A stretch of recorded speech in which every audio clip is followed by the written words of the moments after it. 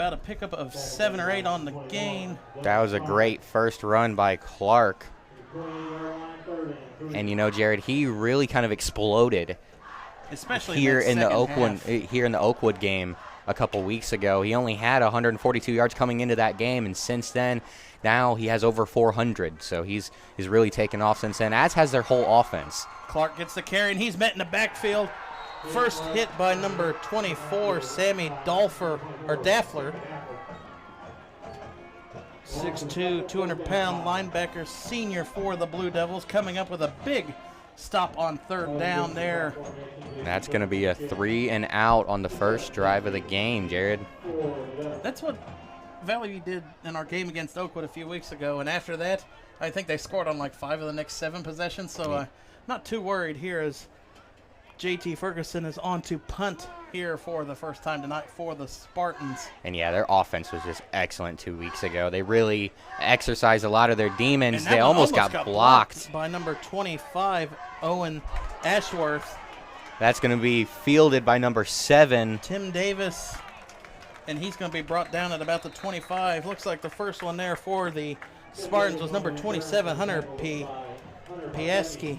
And, you know, Jared, when you look at the stat sheet coming into this game for the Blue Devils, it's really kind of weird. You know, when you look at it, you normally see you'll have one main running back and then a change of pace type guy. These guys have 5 or 6 different backs with 20 carries, so you really never know where it's coming from. But Tim Davis is the main back. He has, I believe, 7 rushing touchdowns this season. Or actually make that 6. He's just been really good, averaging over 10 yards a carry so far. So I would expect him to get a lot of work here tonight. You see number 4, Keegan Murr, 5'11", sophomore, is going to be the quarterback for the Blue Devils. Hands off and gives it right to number, that is 32. That is Grady Lamb, 5'9", 155-pound fullback junior. And just like that, Brookville gets a first down run on a gain of 11 on the play. And Jared, he is their number 2 rusher. That's his 33rd carry on the season. He has 2 touchdowns and about 210 yards. He's been very good for them. Their number 1 change of pace guy. But like I said, they'll throw just about anyone out there in the backfield, and they've been so effective so far this season. Look at the 3 running backs they have in the backfield. You got Tim Davis, you got Sammy Daffler, and Grady Lamb.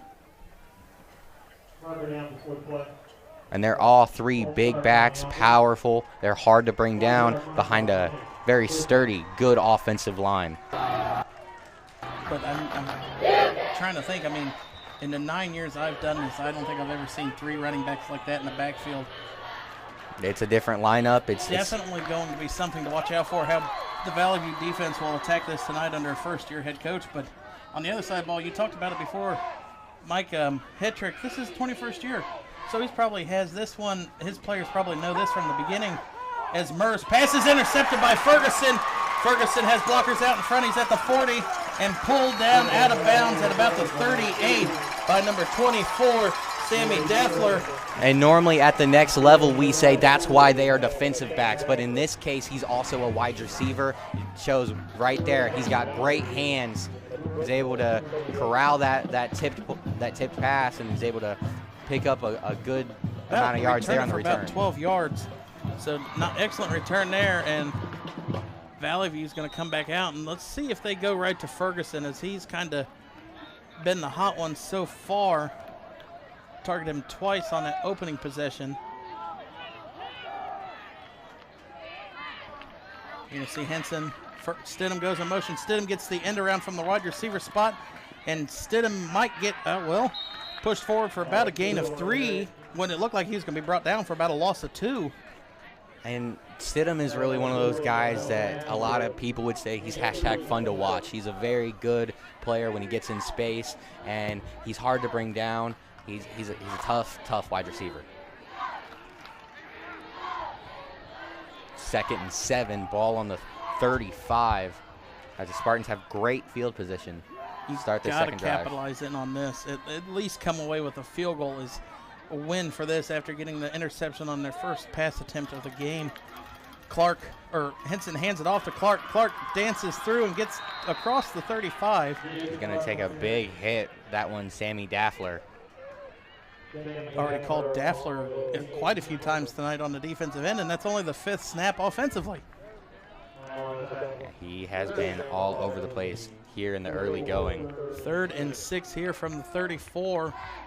And this might be on the cusp of going for it on 4th down if you're the Spartans coming in against a big Southwest Buckeye League rival. You do not want to leave points on the field, especially this early in the game. Clark gets the carry, Clark gets the carry, and he will be across the 30, and that one will be close. It looks like about a yard short, but a flag comes in, and it looks like it's going to be a face mask the way Clark's head was jerked down. Tough running there by Clark. An excellent shot there by our field camera tonight. And a good job on the call there from you, Jared. I didn't see the face mask at all. I didn't either, but I'll give a shout out to the Valley View huddle. You really like to see that strong block out there by Austin Stidham, really helping create the edge there, as you saw on the MVCC Kettering Health replay. That's going to take it all the way down to the 16. A huge penalty there for the Blue Devils. Oh, actually, sorry, the 14. So it's going to be first and 10 from the 14 as they're in the red zone. Henson back to pass, throws it out to Ferguson or Stidham. It's hauled in, but tackled first by number 21, Dalton Starnes. And then Sammy Daffler and Owen Moaning comes in and cleans up the tackle. Gain of only 1 on the play. So it'll be 2nd and 9. 7.5 minutes left here in the first quarter of our MVCC game of the week, presented by Kettering Health.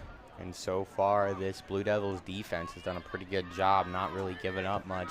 The penalty, really the only thing. Henson rolls to the right, throws it in the end zone, and it is tipped and almost comes down with it is Stidham. Or no, actually that was number 32, Jedrick Lynch. And also, Jared, JT Ferguson was also in the area once again. Talk about a ball hawk. I think it was intended to him, and you saw, I believe it was number 7. It might have been Tim Davis that I think tipped it. But it's going to be 3rd and 9 here at the 13. Henson in the backfield. Clark to his right. Henson's going to roll to the right. Has Clark out in front of him for blocking. Clark doesn't get the block. And Henson's going to be tackled in the backfield for a big loss by number 21. And Henson is going to get Dylan hit Starnes. hard on the play. And I'll tell you what, Jared, you really cannot afford that from your young quarterback. He had a lot of indecision there on the play. He looked like he kind of wanted to run out of bounds, looked like he wanted to run, looked like he wanted to throw. He didn't know what he wanted to do. And because of that, he got popped. And he almost fumbled that. It was like his knee was barely down before that ball came out. Yeah, if there were challenges in high school football, I would expect to see one right there. Well, I mean, we can take a look at it if we have a replay advantage of that. It's going to be a field goal opportunity here. That is going to be number 6, Caden Phillips. Phillips on to attempt a 35-yard field goal. Snap's good, hold is good, kick is up, and it has the distance, and it's good. And Phillips puts the Spartans on the board first with a 35-yard field goal. And that one just kind of floated through the air. That thing was going so slow. Never quite seen a kick like one that of those one. Dynamic end of the game sports movies. Right, yeah, with all the slow-mo. So Valley View cashes in. As you see here, a shot of the Valley View Spartans. They call them the Spartan Army. So we're going to see how does Brookville respond here after the turnover. I mean, I guess as long as you don't come out and throw an interception on your second possession. And here. Jared, we were kind of talking before the game that I kind of wanted to change the keys to the game. Don't make it, don't turn the ball over. And then, good decision by you to keep it with hang on to the ball because I mean, even if you throw a interception here, I mean, as long as you don't do what Joe Burrow did last week. I mean, 3 straight interceptions. Man, he's on 3 one possessions. heck of a player, but yeah, that was a rough go-around for him last week. And that Bears defense is absolutely absurd. Those guys up front, Eddie Golden and Khalil Mack. Hard day for Joey Burrow.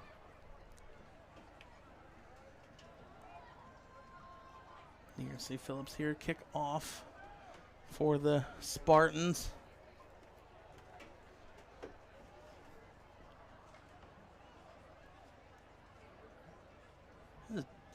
Definitely taking their time with this one. I mean, long pause here between the field goal and now kicking off.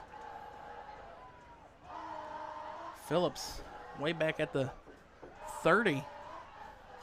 Going to try and get all of this one. Phillips kicks it, and it is fielded at Tim about Davis back to receive. Fielded about the 7, but he should have let that one go out of bounds as he's pushed out of bounds at about the 29. And I would definitely agree, Jared. Get yourself even better field position. But that was a nice return as it was. Right there. I mean, Davis could have let it go out of bounds and start about 4 yards more from where they're at now out to the 35. Caden Sears was the first guy to get there but was unable to bring him down. It was a nice run there by Davis.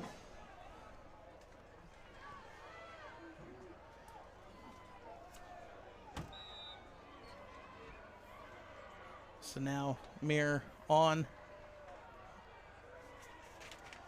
You got to let that first drive go. Get that out of your head, and you got to go forward with this. I mean, coming in with 4-1 record, best. I think it's best in the division. As Davis gets a carry here, Davis gets out almost to the 35, about a gain of 4 on the play. And he's going to be pulled down by Stidham. See here in our replay. 4 or 5 Spartans finally took to bring him down, but like you said, Stidham, first one there with contact. Hunter Pasecki, the other, in on the play. Second and about 6 here for the Blue Devils. Murr sends a running back in motion, and Murr's going to keep it, and he's tackled. That might be for a loss. He got buried in the backfield. That was Looked like number 8, Bryce Reed. Great penetration. See in the Kettering Health replay, the offensive line said no chance there on that play. Yes, loss of about 2 on the play, back to the 33. And now, I mean, Brookville, you said such a dominant rushing game. Quarterback not really standing out on the passing side of things on the Southwest Buckeye League stats. So 3rd and long, I mean, you're going to have to assume a pass here for Murr. Murr back to pass, and the play's going to be blown dead. I think a timeout was called on the far sideline for Brookville. So they're going to call a timeout with 4:44 left here in the first quarter. Coach Hetrick didn't really like what he saw there. Probably a good decision. Take a timeout on a crucial early 3rd and 7. You don't want to talk about game-defying plays or spots, but I mean 3rd and 7 here after just throwing an interception, and Valley View moved down the field quickly. You don't want to give them the ball back with the momentum that they have. Yeah, Jared. And, you know, like you said, really expecting a pass here on this play, but, you know, I don't really think that's where the Blue Devils feel the most comfortable. They only have 30 pass attempts on the season, and they haven't really, I mean, that was their first interception of the season. So they've done a good job of taking care of the ball, Murr has so far. But, I mean, they only have like 250 passing yards this season, so they don't want to find themselves behind the sticks very often. Murr in shotgun formation. Davis in motion. Davis fakes the end around. Murr going down the middle of the field, and it is hauled in by number 25, Owen Ashworth, and he's going to come down inside the 10. Let's see if the refs say he was. Then the refs say he was down. The back judge signaled that he was down already, and that's a heads-up play. I mean, that ref was not right on the play, so I mean, heads-up called there to see if he was down. It's a great play there by Ashworth, and a very good play design there by Hetrick, exactly, as they faked with the play action, and then they had a wide open receiver down the seam. Brookville has issued their sideline warning. First and goal at the 5, but let's take a look at this replay and see if we can see. I mean, how did Ashworth get that wide open? It definitely a collapse in the Valley View. Well, and we've kind of talked a lot about the Blue Devil running game so far. And Lamb, that's going to be a touchdown, I believe, Jared. Lamb looks going like to come down at the 1. It's very close, but we talked a lot about this running game so far. So when you have such an effective running game, like we said, 1,340 yards in the first 5 games, it really pulls in the secondary, pulls down those safeties, pulls in the corners. And so you have to wait an extra half second, before you release, go back into coverage. And that half second really cost them there. And Lamb gets the carry over the middle and in. Touchdown. Actually, no, it's Murr with the keeper. Okay, Murr with the quarterback keeper up the middle for a 1-yard score. You see here in the MVCC Kettering Health replay, Murr dives it over. And that is his 13th touchdown of the season. His 6th rushing, and he has 7 passing touchdowns to go along with it.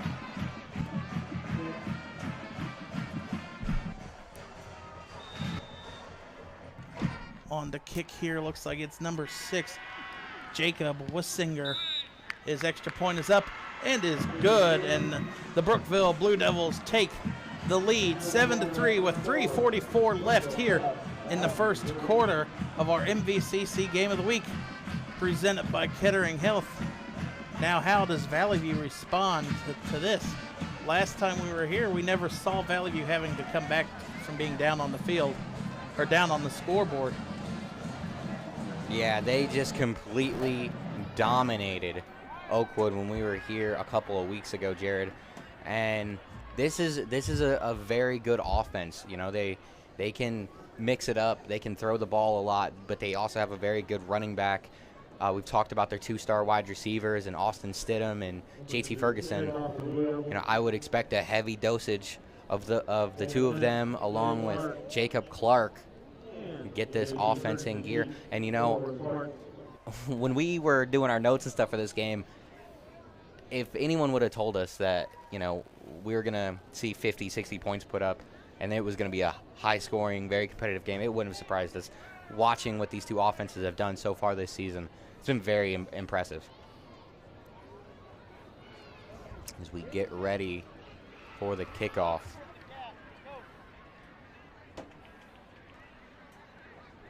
Wissinger on here to boot this one away for the Blue Devils. As you see there, number 25, Owen Ashworth, trying to pump up the away side fans. As Wissinger boots this one away, Ferguson going to let it bounce. Actually, no, number 12, Jake Clark is going to take it. Clark has blockers out in front. Clark is tackled initially by number 13, Sam Fullenkamp. There is a penalty marker on the field. I have a feeling that is number 14 for Valley View. Austin Valentine. He had a blindside block that was huge. As we'll see here on the Kettering Health replay. You're going to see 14 come into your screen. Right at the end. Right here. Oh, no, actually, that's number 11, Braden Gibbs.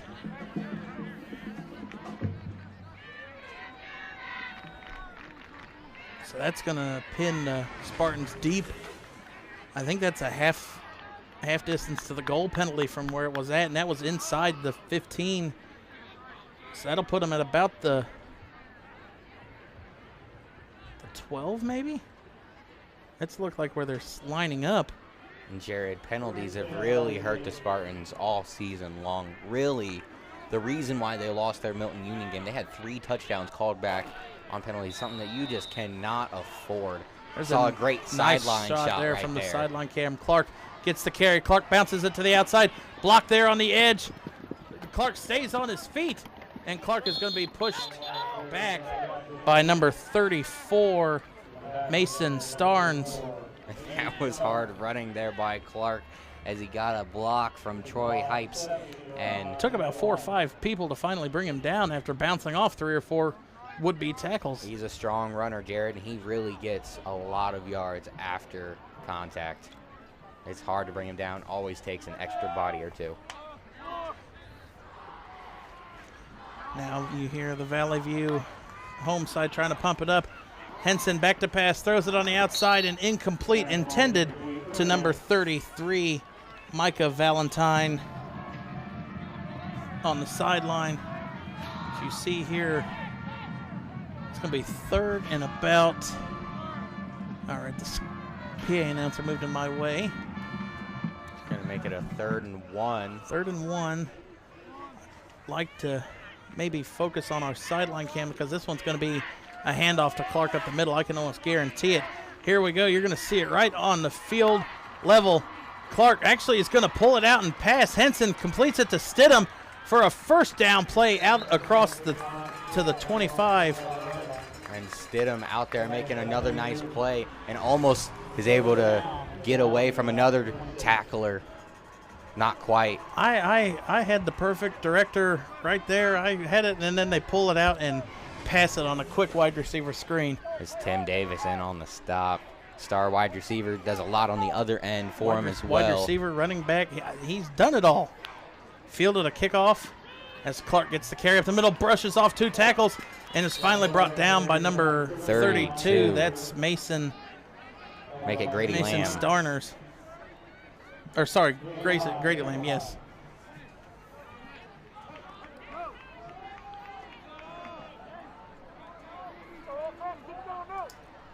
Pick up about 4. Going to be 2nd and 5. 1:52 left here in the first quarter. This first quarter's going by quick. Not a lot of incompletions.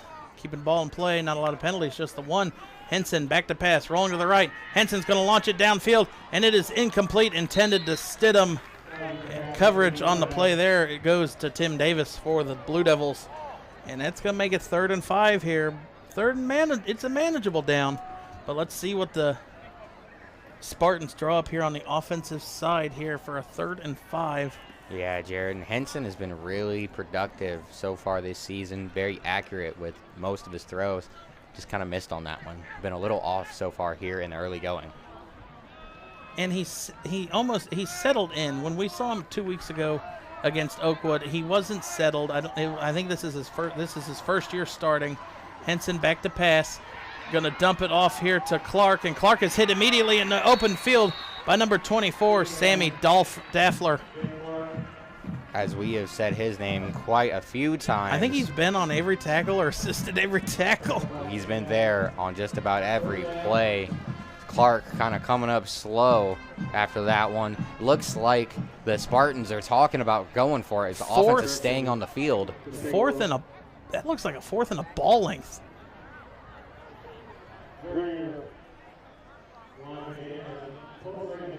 They're going to bring in the chains and measure this one. This one's going to be close.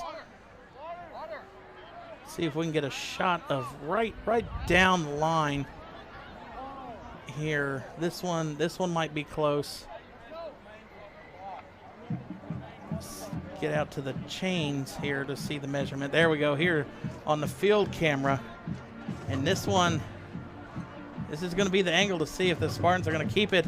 And that one is enough for a first down for Valley View.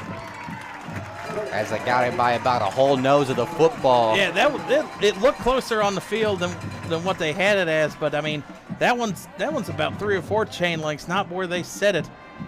Excellent angle there from our sideline cameraman and all these camera people from the interactive media class at Kettering Fairmont High School, helping us out all season long. So on the first down, right halfback screen there, Clark's going to get the carry. Clark bounces off 2 tackles, stays up on his feet, and is finally wrestled down.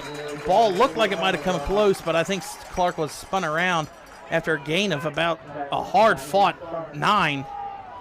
And when you look at the Kettering House replay, talking about hard fought, Jared. Well, let's just count it here. I mean, 1, 2, 3, 4, 5, 6, 7, 8, 9, 10 different people touch him before he's finally brought down. I wish we kind of had that ESPN Sports Center counter where we can put all the dots on there. Yeah. But, I mean, 10 would have filled up the screen. And Clark's going to get the carry up the middle. He'll have the first down run, and he's still on his feet. This guy, oh my God, he does not go down. Not want to go down. You said hashtag fun to watch. This is hashtag Punisher. I mean, he's not going down, and he's not very big at all, but he's the one lowering his head to create the contact. Yeah, he's been a tough runner here in the early going. He's 5'11", 195. And he's using every bit of that 195 to throw his weight around to stay up. That was such a tough run. He didn't want to go down at all. Got hit, had one foot tied up, and was Here up we go on again. hand and Clark's foot. going to get the carry to the right. Makes that one miss. Oh, and the ball. And they're going to take it right away out of his hands. That's number 32. Lamb, and Lamb's going to have himself a strip sack fumble return for a touchdown. I believe there is laundry on the field, Jared, so we will see what happened. The flag came out, but that looked it was in the area of holding, and all you can say is wow by Grady Lamb. We talk about the great start for. But I mean, here you see in the replay, Lamb comes off his tackle. There's the holding right there, and Lamb just rips it and takes it away. And nobody else is back there to even. I mean, you don't see that, and even in the NFL or college, just the strip sack return to the house. There's a beautiful return there by Lamb. We've talked about how Clark has had such a good start, strong start to the game, and he's been so good since the Oakwood game. That one of his few mistakes here in the last 3 games. I mean, you don't even call that I wouldn't call that a mistake. I mean, he had the ball. It was up in his chest. I mean, Lamb just wanted that one. As that was blocked by Stidham. What a play. As Stidham erupted through the line. All right, so we have a strip sack, a blocked extra point. We'll see what else we can get off the bingo board here tonight. We'll see another look at it. At the return here by Stidham. I mean, here, Clark has it, and Stidham, I mean, he just rips that one away. Granted, being spun around, you don't really have your bearings of where you're at on the field, but, I mean, if we can go back and look at that extra point block, that is even bigger.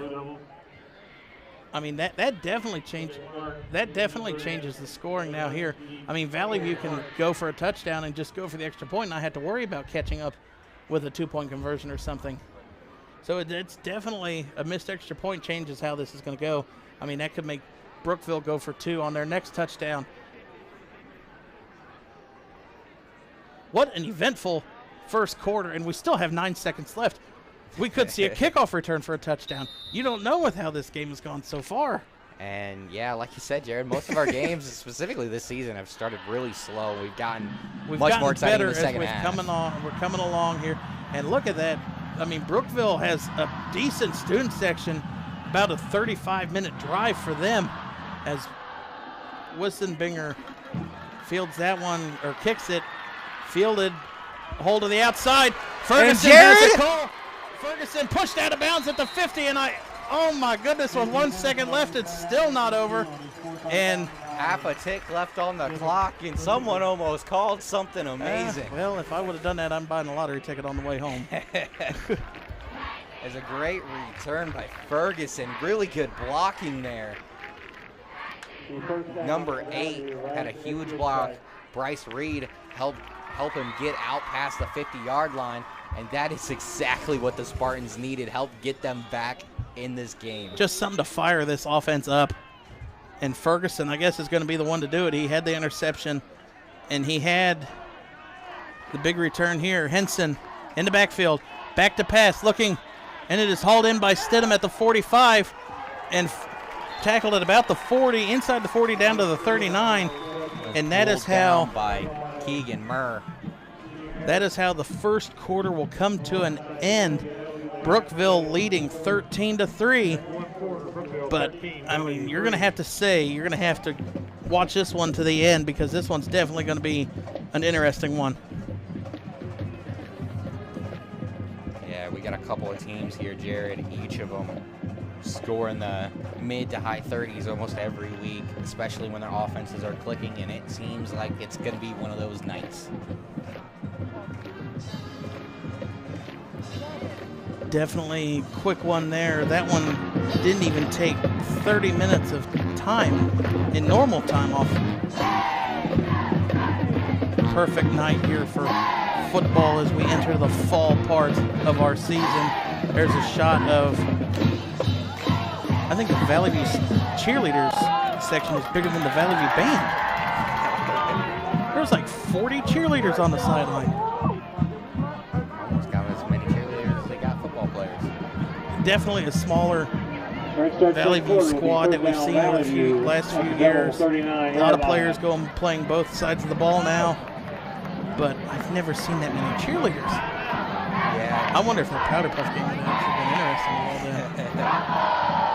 Yeah, Jared, there's not that many on the team this season, but the guys that are playing both ways have been very good. And there's a fumble on the play. Henson picks it up. Henson eludes 2 tackles and finally gains about 1 on the play, actually. And Clark has had a rough couple plays. That was a mishandle on the handoff. Not sure whether that was supposed to be a handoff or whether that was supposed to be play action, looking at the Kettering Health replay. But look at Henson. The awareness to pick it up and still turn nothing into a 1-yard gain. It's going to be ball on the 39. Second and the scoreboard says 10, but they gained about a yard. Henson back to pass. Henson airing it out to the far sideline. It is hauled in by Ferguson. Ferguson makes one defender miss and tackled at about the 21 by Davis and Ashworth for the Blue Devils. Valley View offense is now back inside the 25. Marching their way down the field. Another really nice gain there by Ferguson.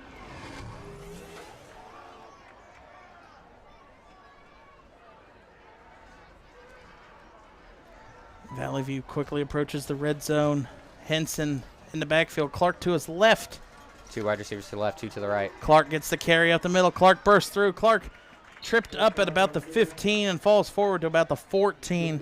Looks like 54, Aiden Heimer with a tackle there.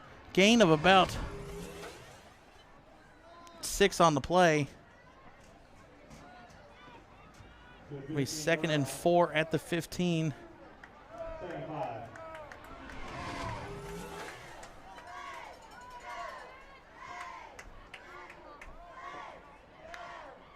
Henson back to pass, throws it. It is hauled in by number 33. That is Micah Valenti. That's his second target of the game. Sorry, my apologies. If the Valenti family is watching, we do not get a pronunciation sheet for the most part. And here we go to the sideline camera for this goal-to-go situation at the 2, or at the 6. Heavy tonnage, it looks like, here in the backfield for the Spartans. Henson hands it to Clark. Clark tries to bounce off the tackle, but he is drugged down by number 24, I believe. Daffler again. It's going to be 2nd and goal from the 6, or from the 5. They gained a yard on the play. Clark has been taking a beating here all night. And you see, he comes up slow. Almost every single play, kind of feeling for the young guy. I mean, I get that slow up off the couch, but I'm also probably 10 years older than him. Henson in the backfield, turns around, throws a bullet to the outside, a rainbow pass it to Ferguson. It is incomplete. Tim Davis there on the defense, and that was a really good throw. Just better defense there. I think by Henson Davis. or Ferguson might have led Henson too far to the sideline. I mean, it looked like when he tried to come down, it didn't have enough room to get a ball or a foot down in bounds. But 3rd and 5 here from the 5. Let's see what Valley View draws up here on the offensive end. You're not going to see anybody in the backfield. Clark split down here to the bottom of the screen. Clark comes in motion to the backfield. Henson hands off to Clark. Henson keeps it, and Henson dives forward, and he will be out tackled at about the 1. It's a really good effort there by Henson.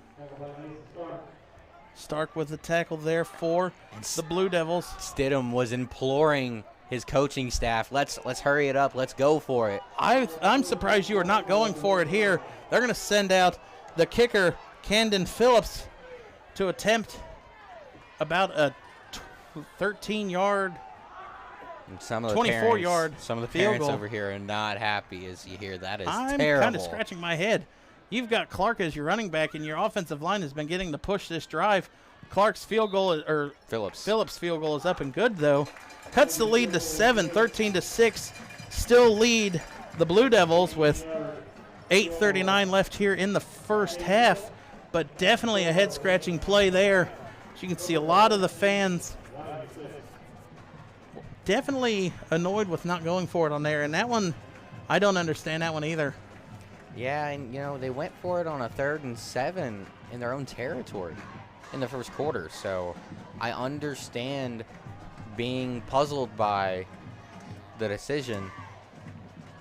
Right, 4th and 7 in your own territory compared to 4th and goal at the goal line virtually. But I mean, that's why we didn't get the Valley View coaching job this offseason, so I guess that's why we don't get we can second guess it all we want up here. But I mean, if I talk to the coach at halftime or anything, I'm not going to second guess that. Especially since he played lineman for the Bengals. No, he could probably put me on the ground.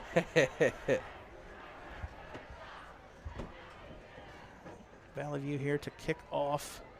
Yeah, I would say 90% of the time, 4th and goal at the 1, you go for it. Because worst case scenario, it's 1st and goal or 1st and 10 for them at their 1. Yeah, I was gonna say, you got 99 yards.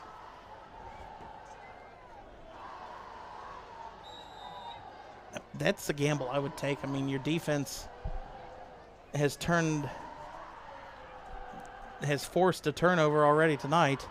Well, and that even adds extra pressure, Phillips fields this. Well, Phillips gets this one away, bounces at about the 15.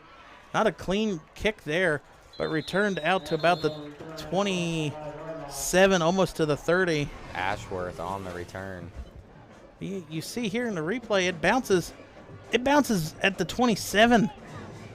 So Phillips, I guess that assumes what kind of leg he has. So if it's that later on in the game, they're not going to be going for a long field goal if he can't get that far on a running kick.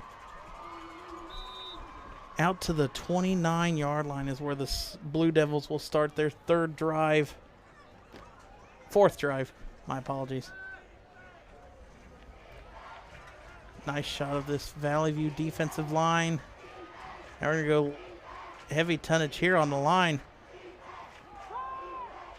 Run there to the right for about a gain of 2 for Mason Starnes. I think that's the first time we've called his name on the offensive side of the ball tonight. Yeah, Starnes is one of their other backs that they use on a fairly regular basis. Probably gets about 4 or 5 carries a game. They have just such a loaded backfield. You almost never know where they're going with the ball. And especially if you line all 3 up back there. It's an unorthodox formation. This would not be the roster I would want to play fantasy football with. I don't want to, not when you're going to have to draft all 4 running backs to get points.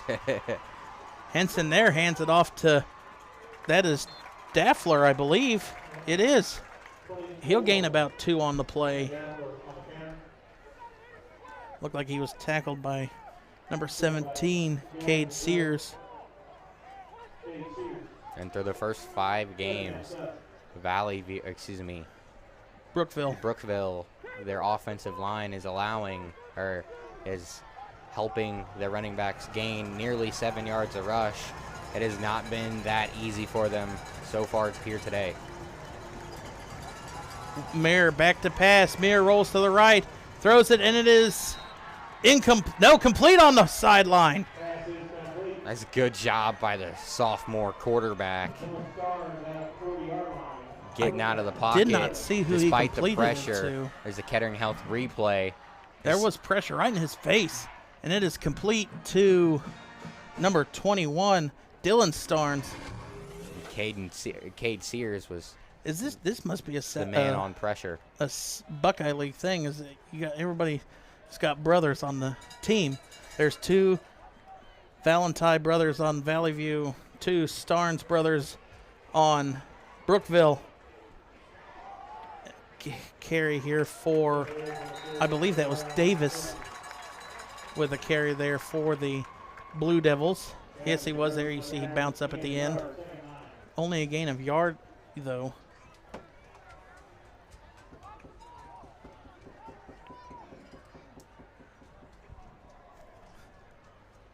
So 2nd and 9 here for the Blue Devils.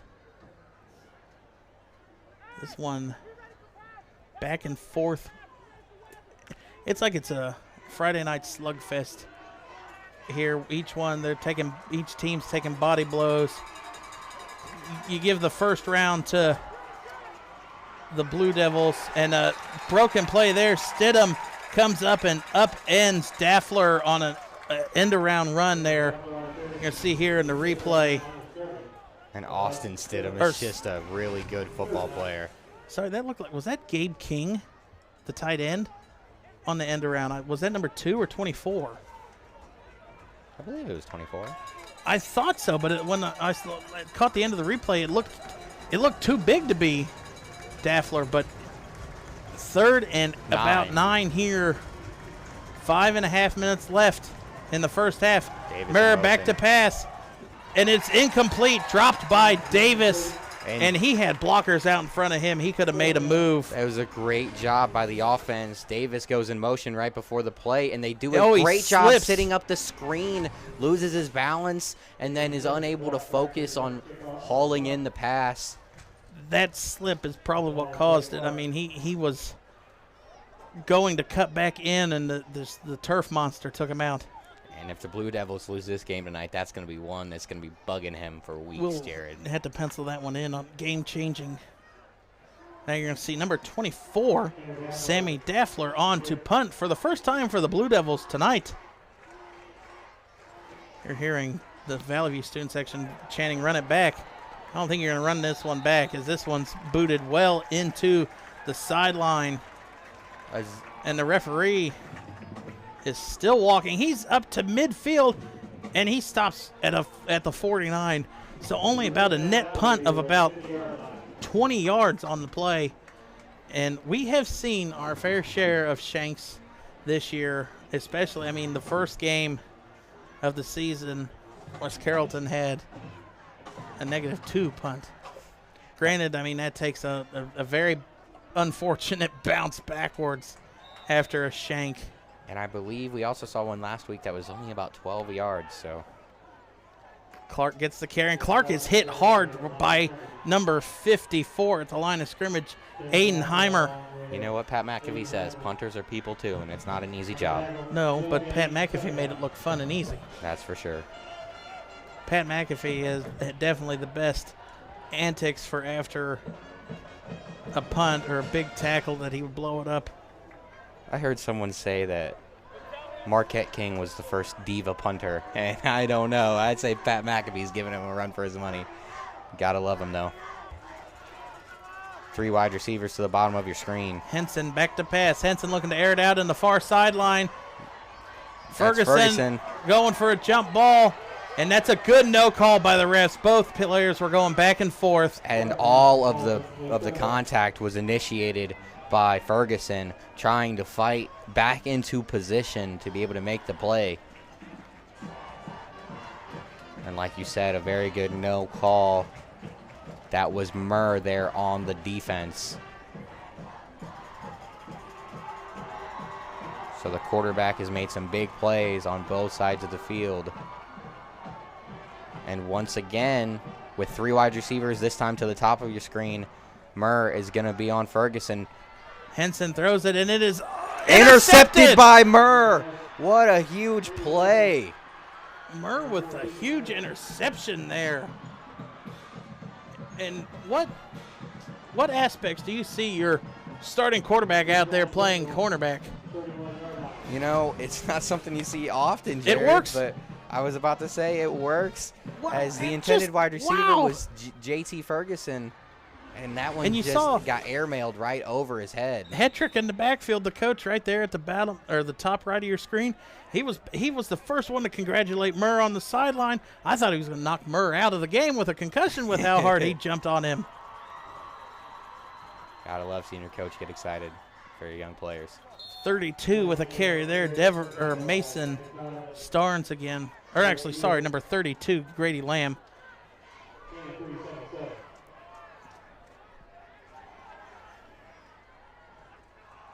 Gain of about 3 on the play. And there you see top left portion of your screen. Now, I've never seen a coach that far off of where the plays is.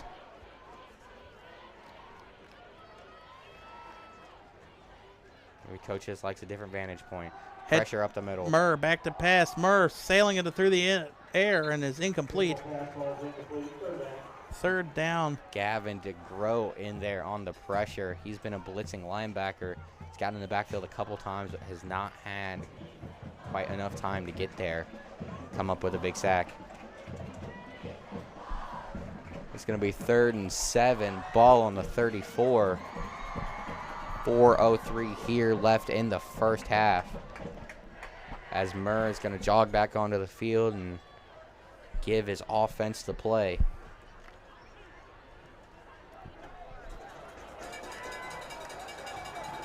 Murr under center. Going with a heavy package. And a false, or not a false start. Encroachment is going to be called on number 42 for the Spartans. I don't have a 42. But he was very upset with himself. As you'll be able to see in the replay, he starts beating the ground. It's a free 5 yards, but it's not a first down. Still 3rd and 3 here.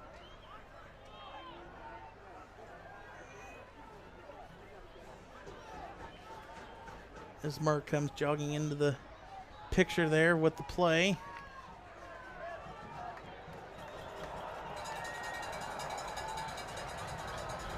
Brookville sets up with a heavy formation, couple extra offensive linemen in there. That's a handoff up the That's Lamb, or no, sorry, that is sideline. 25. That is Ashworth. That'll be enough for Blue Devils' first down.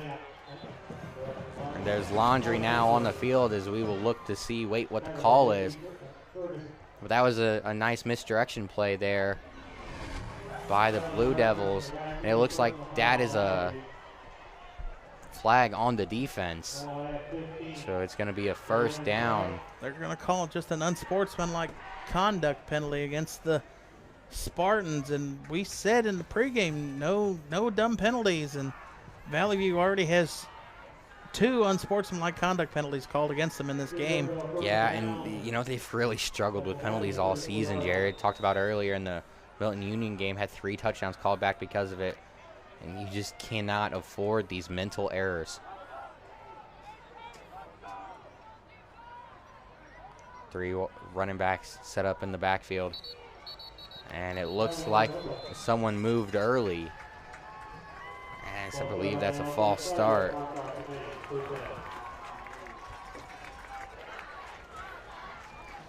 False start card against the Blue Devils will back them up.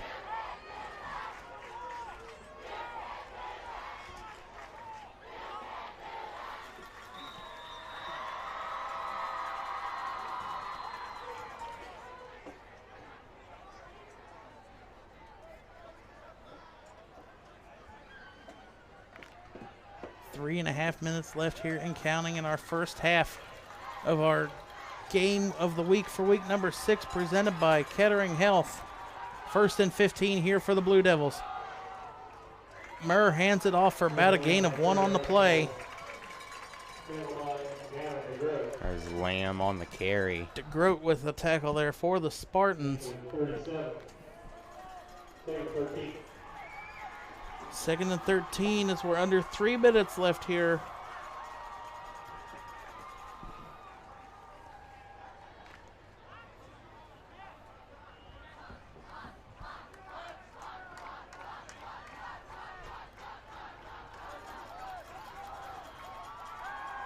Murr back to pass. Murr throws it to the outside and is hauled in. What a catch for Ashworth off the tip. And Brookville walks it in from about 20 yards out untouched for Ashworth, his 2nd touchdown of the game. And Jared, I think the last time I saw anything like that was back in 2014 when the Bengals were playing the Broncos and Jeremy Shockey caught a touchdown off of a very similar deflection. What a crazy play. I'm going to have to record that one back on the recap, and we're going to have to send that one to Sports Center because that's a top 10 of the year right there. And I was going to say, I didn't get to catch the jersey number. I was going to say it was great defense on the play. The defender got his hand in there, able to knock it away. And surprised here that Brookville is going for the extra point instead of going for 2. But the extra point is good, puts it 20-6 with 2:35 left here in the first half. And Valley View might start feeling that pressure now as you see a replay of this amazing touchdown. Looks like that was number 27 there. 27 is Hunter Piaski. So great defense there by Piaski, but great defense leads to other offense, I guess. It's just a bad stroke of luck for the Spartans. 2.5 minutes left here. Valley View has got to try to come away with some points here to try to get this lead cut in half. But and that's a huge blow right there, Jared. Now that not going for it on 4th and 1 from the 1 is looking very big now as the possessions of what if. Could possibly be a 10-point game right now. Instead, it's a full 2-possession, 14-point game.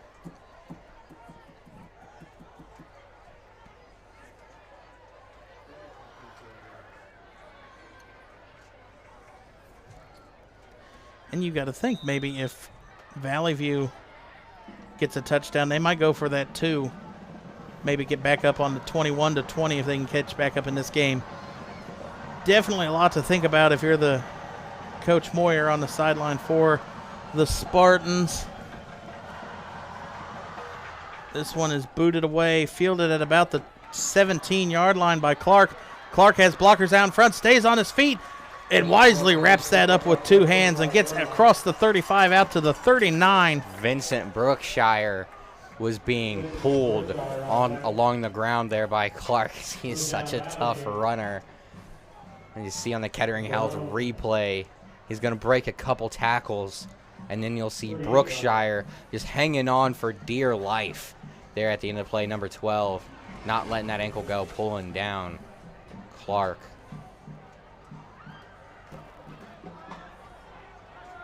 So ball on the 38. 2:29, 3 wide receivers to the bottom, 2 to the top. Henson throws it to Ferguson on the outside. Ferguson blockers in front, tiptoes along the sideline. And Ferguson, he's going to be gone. He's got 10. Foot speed, and he's a great wide receiver, just making it look easy there, Jared. The wide receiver screen was plenty there. He got good blocking there by his other wide receivers, and he, like you said, tiptoes down the sideline, and great speed on the play.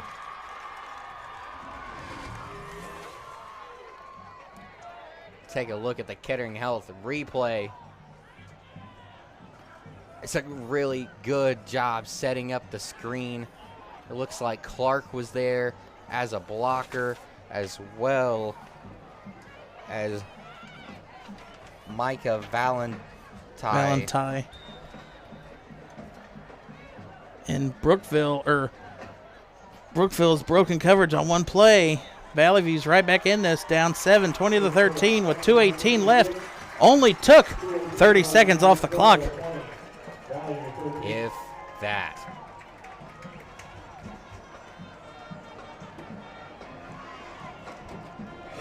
as it was only 11 seconds for that quick touchdown.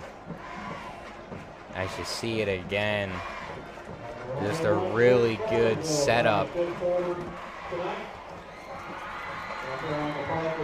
Number 32, Jedrick Lynch, was the other wide receiver who was able to get out there, throw a good block.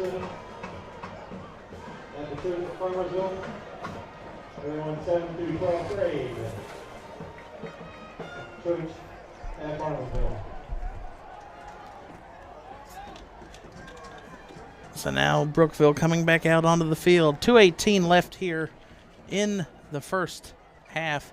Definitely a lot of time to work with. 2 timeouts for the Blue Devils.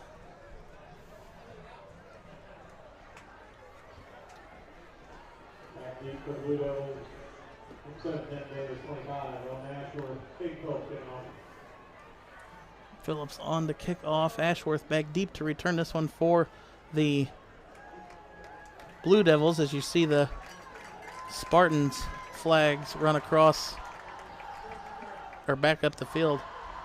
That's slow running by the Spartan student section. That touchdown was a while ago. Normally you got the flags running up and down the field relatively quick, as this kick is not into the end zone, fielded at about the 2 by Davis. Davis, open field tackle there by number 14, Austin Valentine, for the Spartans. I thought this one was going to roll into the end zone, but it just, it might have been able to get there. I think Davis thought he would have had more blocking, but Valentine just burst through. Yeah, I was about to say that was not good blocking there by the Blue Devil special teams. And we've kind of seen poor blocking for special teams in general. We had to block extra point earlier, and to be honest, the last one almost got blocked. They got really good penetration there. The Blue Devils did. And Valley View almost blocked a punt too. Take a look there at the field cam. Hole here, big hole here for. Ball comes out late, but the referees say he was down, and there's a flag on the play. That's a really good run there by Grady Lamb. And so we will wait to see what the penalty is. It's going again. It's holding. Going against Brookville. But you see here in the replay, let's just take a look at that hole. What a hole there. And yeah, you saw looked like his shin was down.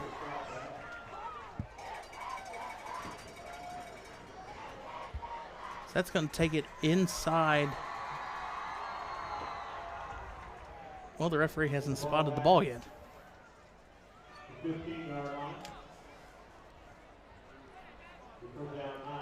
It must have been a holding penalty from the spot, because it was at the 15 when they hiked the ball. Or no, it was at the 14. So they get a yard, but lost the down, so it'll be 2nd and 9. I think the refs are confused. No, this should have been. The ball should be on the 9. The ball should be placed back. Yeah, at about the 7. I would say, holding inside there, that should be back at about the 7. It should be a half a distance to the penalty. All right, Andy, let's go get our Foot Locker shirts on and go down there and help them. Well, we got a break in the action. Give a shout out to our sponsor for the year, Kettering Health. Kettering Health coming on, sponsoring us for the 2021 football season.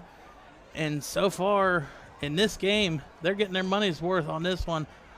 High, talented Southwest Buckeye League foes coming into this one. Last week they had another good one in G-Walk Showdown.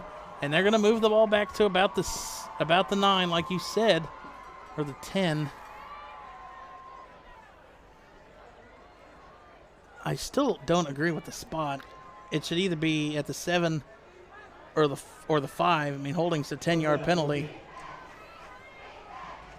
And so anything inside the 20 is half the distance. Right. So it should be back at the 7. I swear, having another stoppage as the refs just having fun taking breaks right now. All right, I'm going to get my Foot Locker shirt. I'll be back after halftime.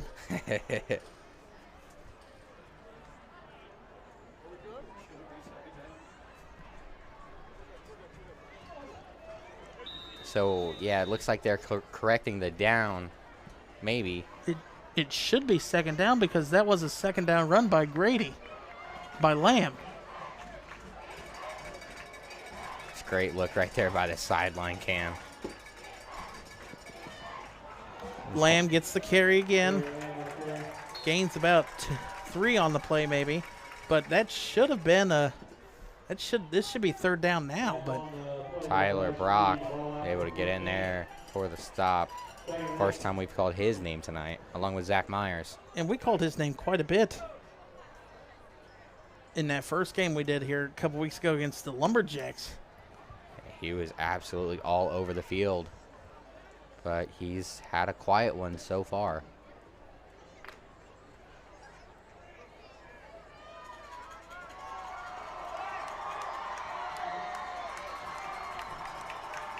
Second and 8.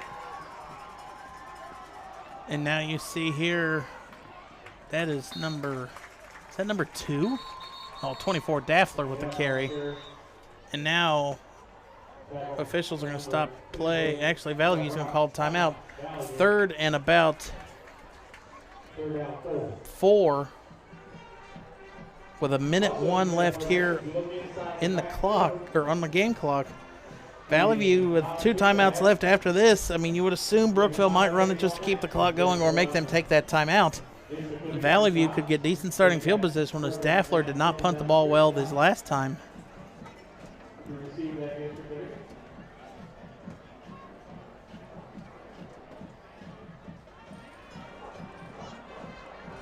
Yeah, and you really don't want to give the ball back to the Spartans offense. Not when they showed they could strike with 1 play. That's exactly where I was going.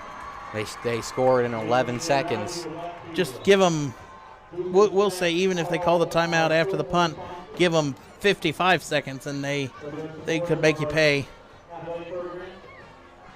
Yeah, they have a quick strike offense, good quarterback who has really the last couple games settled in, gotten comfortable, and started looking really good. And the running back is not.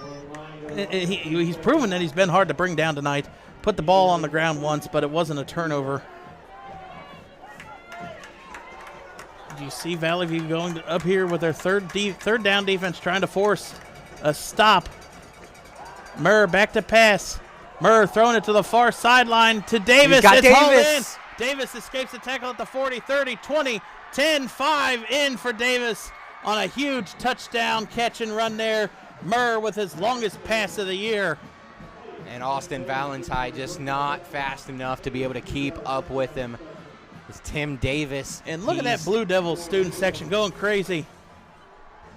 Murr back to pass. I thought he was actually throwing it to the sideline here to Grady Lamb, but no, going out, and yeah, Valentine just tripped up. Or no, that was number 8, Bryce Reed, that tripped up Valentine there, number 14 coming in late. But what a play there from Davis, or to Davis from Murr, and 50 seconds left here in this game in the first half. And that one almost gets blocked as Valley View got through on that extra point. But 27-13, back to a 14-point game. But it doesn't feel like a 14-point game. Nah, this feels like it's much closer, Jared. And it's kind of funny that we were just talking about. Don't give Valley View the ball back with any time. But I guess when you can score on a 67-yard, 70-yard touchdown pass, you don't have the option but to give the ball back. I was going to say, I don't think they were worried about how much time was on the clock there. No, I think they'll take any lead here at the half. Here we're going to look at it again, this touchdown pass. Murr with the 7-step drop. And the huge block by that offensive line. Davis, so hard to cover, to contain. The running back averaging nearly 10 yards or over 10 yards a rush this season. I think that's going to put him over 10 yards a catch, too, for the season. I don't think he had many receiving yards coming into this game.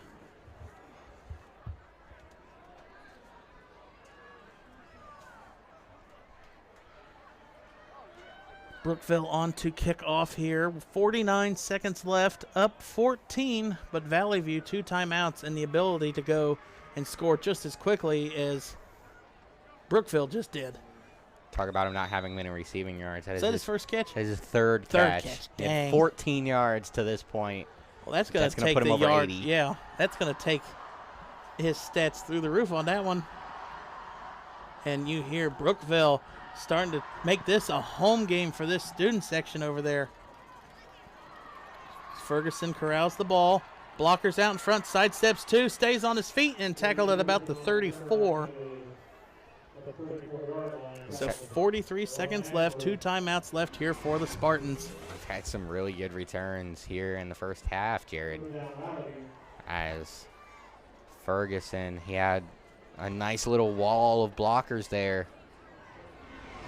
At some point, you're faster than your blockers, and you got to abandon them at some point to try to get some extra yards. 43.2 seconds left here. Henson back to pass, throws it down to Clark in the backfield for a dump down, and he's going to lose about 3 yards on the play. That is not what you wanted. The clock is going to continue to run under 30 seconds now.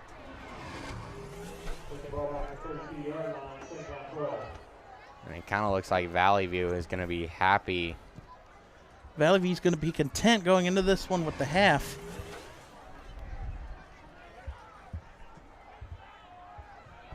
Looks like they're going to get one more playoff. Henson rolling to the left. Henson going to tuck it and run. Going to have the first down run. Henson moves out across the 50, but at time going to run out on that one. Valley View tried to make it interesting on the last play, and that's going to do it for the first half. 29-13 lead, or 27-13 lead. The Brookville Blue Devils at the half in our MVCC Game of the Week for week number 6. We're going to throw it down to the field for halftime festivities, and we'll be back for the second half. Halftime festivities will be having a moment of here at half.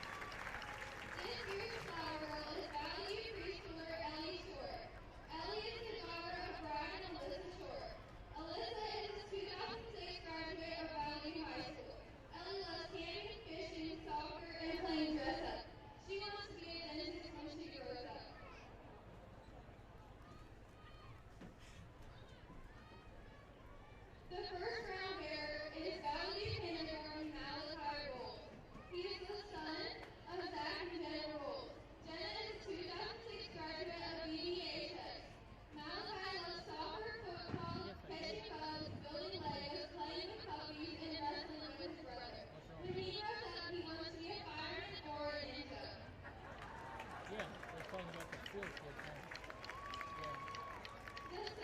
crown bearer is Valley View kindergartner Hudson Henry, son of Stephen and Alyssa Henry. Stephen and Alyssa are both 2005 Valley View graduates. Hudson loves soccer, basketball, kayaking, and roller coasters. He wants to be a lineman like his dad when he grows up.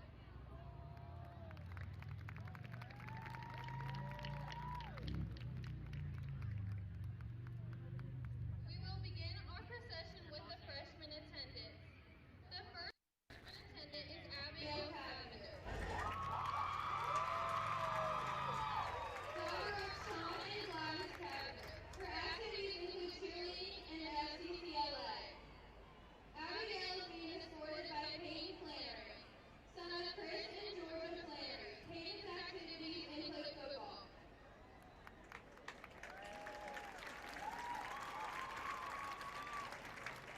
The second freshman attendant is McKenna Smith,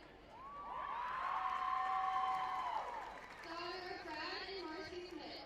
McKenna's activities include volleyball, basketball, track, and class treasurer. McKenna is being escorted by Logan Golden, son of Alyssa Harrell. Logan's activities include football and basketball.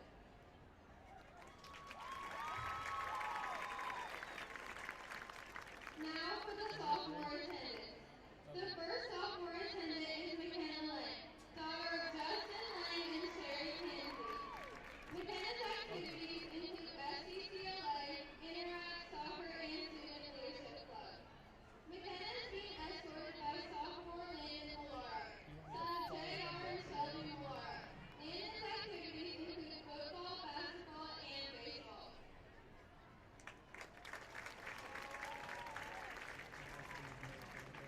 The second sophomore attendant is Kennedy Underwood, daughter of Eric Underwood and Alicia Bush. Kennedy's activities include varsity volleyball, varsity track, interact, and FCCLA. Kennedy is being escorted by Micah Valenti.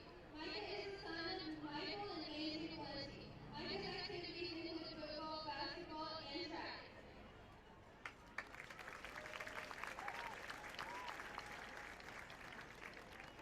Now for the junior attendant. Microphone The first junior attendant is Riley Hodson, daughter of Shane and Michelle Hodson. Riley's activities include class president, varsity soccer captain, varsity basketball, track, FCCLA, Interact, Ohio Energy Project, National Art Honor Society, We Like It 4-H, 2019 and 2020 homecoming court. Riley is being escorted by junior Chase Kinder, son of Jeremy and Angela Kinder. His activities include football and wrestling.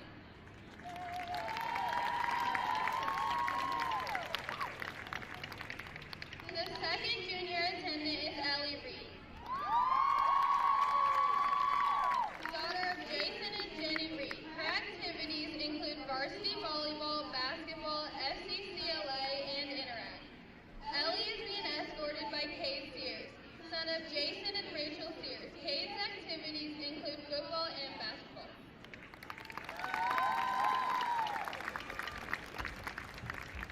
And now for the senior queen and king candidates. The first queen candidate is Olivia Barnett, daughter of Jeff and Debbie Barnett. Her escorts are king candidate Matthew Potterman and Zach Myers. Olivia's activities include student council president, art club, NHS vice president, yearbook, flow committee, prom committee, and musical. King candidate Matthew Potterman is the son of Jeff and Susan Potterman. Matthew's activities include varsity football and he is team captain. Olivia's senior escort is Zach Myers, son of Tim and Becky Myers. Zach's activities. Cade Sears with a really nice block help him seal off a lane. He was able to pick up about 6 on the play.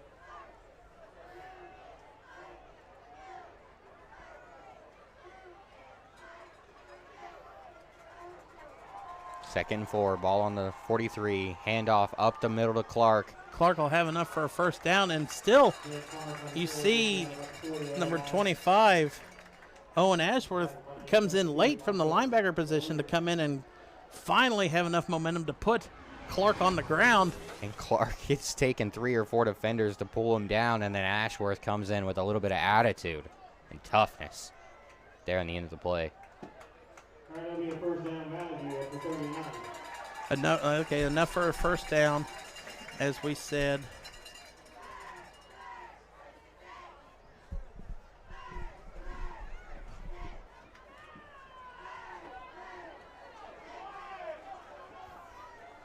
Henson looking, corralling. I mean, Valley View down 14, has got to go quick.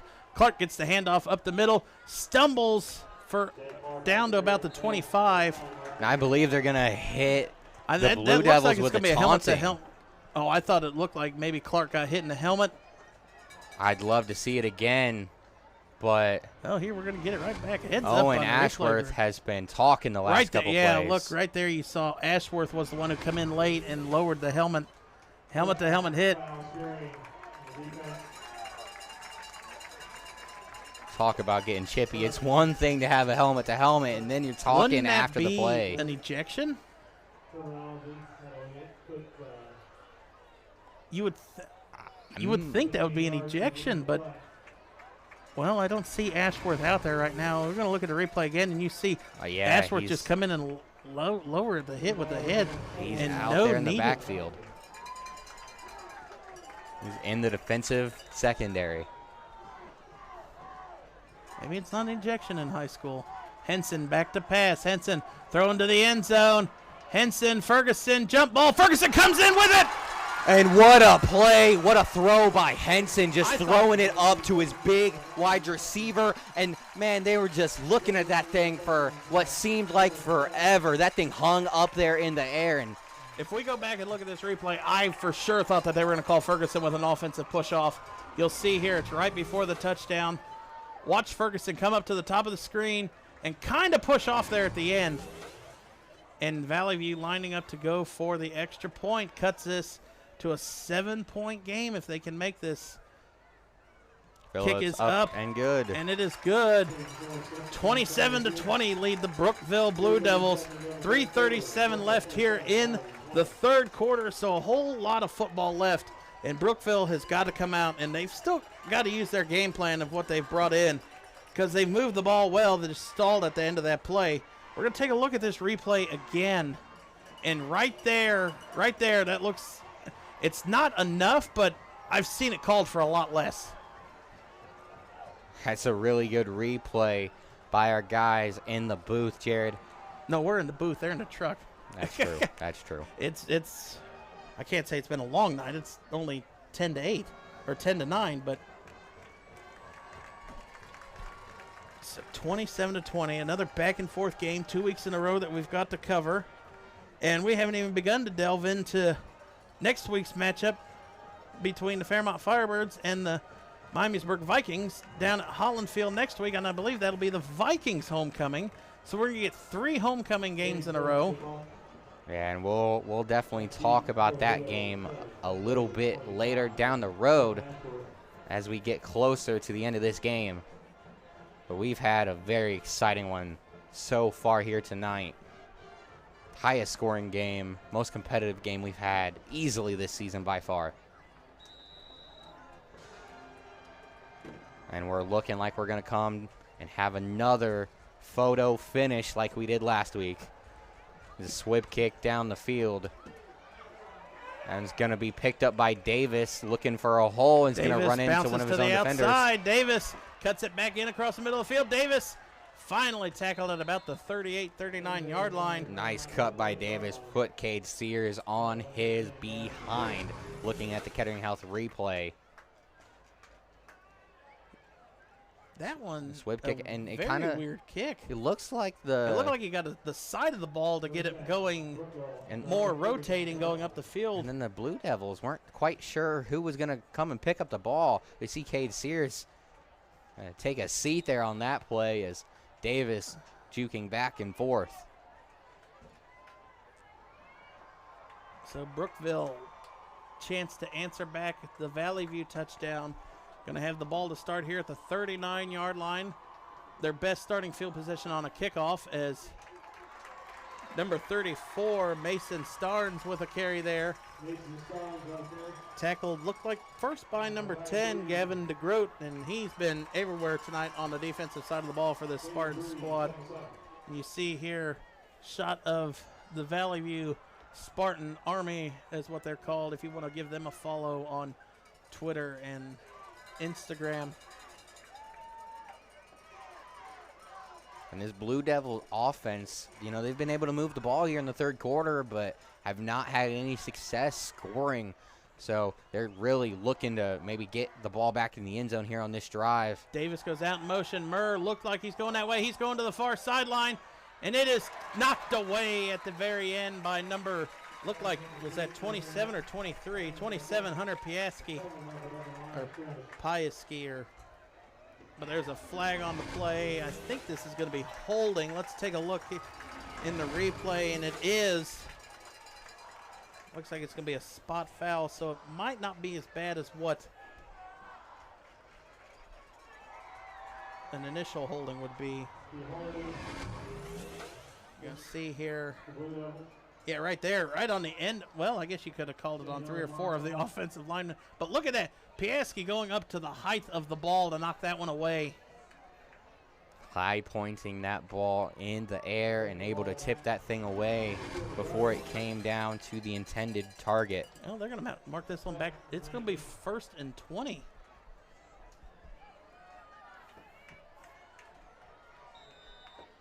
Knocks it all the way back to the 30. 2:40 left here, and Valley View's defense, if Brookville keeps trying to go with this delayed handoff or a late pullout by the quarterback, Valley View's going to pin their ears back and attack it as Murr's going to roll to the right.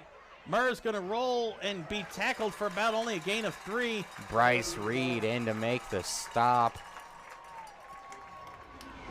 I want to find out who number 42 is. He's been all over the field tonight.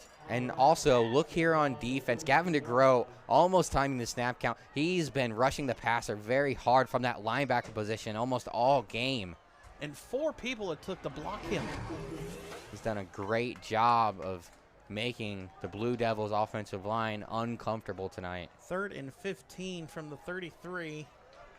And, you know, something that has really kind of blown my mind tonight, Jared, is the amount of times that the Blue Devils have thrown the ball. Only 28 passing attempts coming into this game. They've at least thrown it for, I'd say, 15. That's what I was about to say. So Murr back to pass. Murr going to check it down to the receiver, and it is incomplete. It headed to Daffler. And the pressure there by the Spartans, forcing the short pass to Daffler. It's 4th and 16, a minute 45 left in the third quarter. I kind of want to, what does that number 12 here in a box mean? I don't know if you saw the Valley View student section, their sign when I saw that. I mean, number 12 for Brookville is Vincent Brookshire, and he's a tight end, and we haven't called his name at all. As Daffler's punt gets this one away better than the other one, and Clark is going to let this one roll, and it is hauled in by number 25, Ashworth, and Ashworth looked like he tried to push Clark into the ball. And there's that sign that number 12 put you in a box. Okay. So they're talking about Clark locking the defenders up. Now we're going to get the roller coaster. We got to stay on this one. Then number 2 put him in the That's box. Ferguson. I guess Brookville's in the box. But this was one of my favorite parts of when we get to watch a student section. He's getting another great shot from the field cam tonight. And we had some fun last week in the Firebird student section. We're going to have to go back over there and get into the student section again next week as Henson comes out throwing on the first pass, completes it to Hypes. Hypes might have enough for a first down. It's a good job by the strong wide receiver. Big frame, 6'5", 260.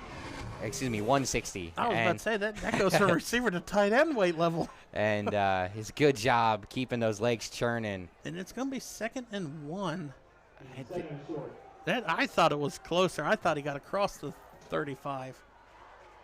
Clark gets the carry. Clark bounces out, and Clark is tackled in the backfield by number 60, Caleb Heck again. As well as number 54, Aiden Heimer. So does that mean now can Heck say that he put Clark in a box? I don't really get what that means, but I mean Clark, 2 out of the 5 attempts he's had so far in this second half rushing, Heck has put him in the backfield for a loss. 3rd and 3 here as we approach 3:30 left, or 30 seconds left. I read the far clock number, and Henson might have enough for the first down.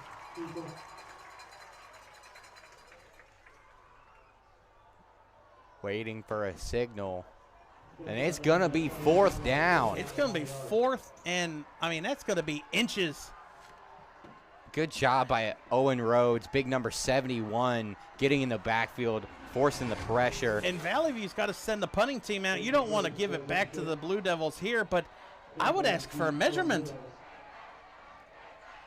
Well, the referee has it marked almost 1.5 yards short. I would have definitely asked for a better spot or at least a measurement on that. We must have gotten a bad angle over here, Jared.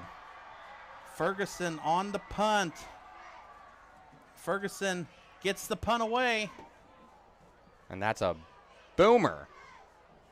It's going to roll out of bounds. Well, it's not out of bounds yet. And now let's see if we can get this going. A Valley View roll. Rolled out of bounds with 8.2 seconds left. Brookville is going to take over 1st and 10 at the 31. That was an excellent punt there. Let's see. Look at this replay again. Henson, unless they say he was out of bounds right before the marker, but either way, it still looked like a bad spot. That was a 50-yard punt there by Ferguson with the good bounce and friendly roll.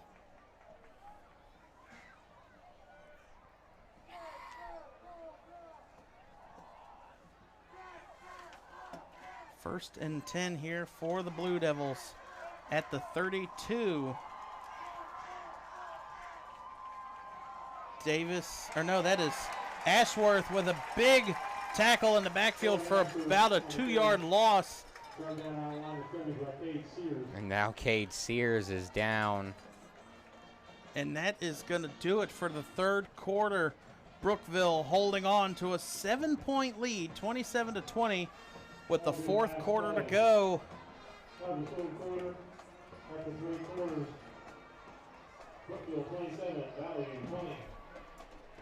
Now, if you're the Spartans, you got to hope Sears is okay. As he's one of their best defenders. And what looks to be a disaster, it looks like TJ Ferguson is also down. JT Ferguson, I apologize.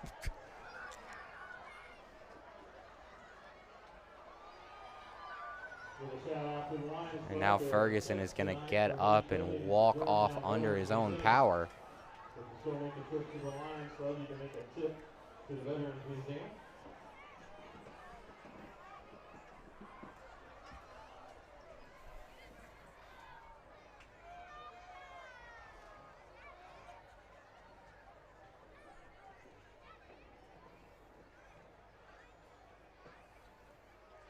Got an update on Miamisburg. They're trailing 16-14 to Northmont. They just started the 4th quarter. Piqua put a beating on Fairborn, 77-0. Murr going back to pass. Murr throwing it down the far sideline and hits a wide open number 14, Clark Johnson, and he's going to get into the end zone. And Connor Clark Johnson on a 69-yard touchdown pass. And can we get a shot of Keegan Murr He was going absurd on the end of that play, running over to his sideline. He was so excited. Gotta love the energy. Get that wide open is beyond me. As you see, Ferguson tries to get him down, but looked like he went to swipe the ball out instead of going for the tackle. But Valley View, I mean, I would say that this is shocking. Brookville, you said, have only completed 28 passes all year. They have 4 passing touchdowns tonight for long passing yards. Well, a 69, the tip one that was right at before the end of the half, that was about a 58-yarder. They have another long one for, I believe it was to Starnes. But this is just shocking for a team in the SWBL that does not pass the ball nearly as much as what the passing stats that they're putting up tonight. Yeah, like I said, Jared, and like you just said, 28 attempts coming into tonight's game. That's I think just over 5 a game. I guarantee that they have beaten that 28 tonight. Yeah, they've been throwing it all over the field, and you know we've talked about so much how good their running game is with the 1,350 yards coming into tonight's game, but it's been all about the quarterback Murr tonight. And when I was watching Murr doing warm-ups, it just didn't look like he was one to throw it down the field, but he has come out, and especially in this second half, when he can roll out to the far side and get a lane down the field or look down the field to throw it, he can hit the wide open receiver. But this receiving core has had at least 5 times that I've counted that they have busted through this Valley View coverage, and Valley View is almost focused on the run too much. And maybe that's why there's such big holes that this defense or that this wide receivers are getting through. And talking about how they've busted through the defense, we're talking 5 different plays where they've had guys that are 10 30, yards, 40 yards, 10 yards wide open. Oh, like, yes. No one even close. As now Ferguson's going to return this one. Ferguson cuts it out to their outside, and he maybe gets out to the 27 on that. But back to this. Oh, I thought this was going to be the touchdown replay.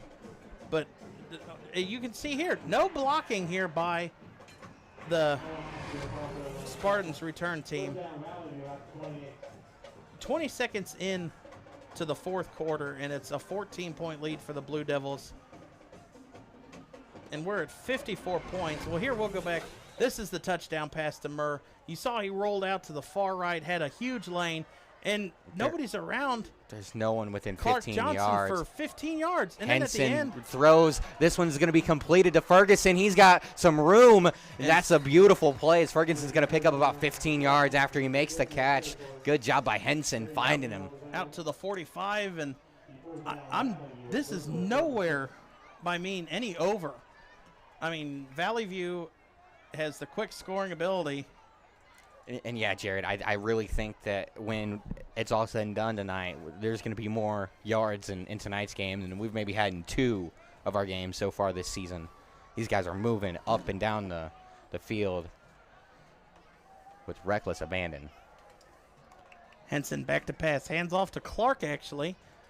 Gains about 4 or 5 on the play.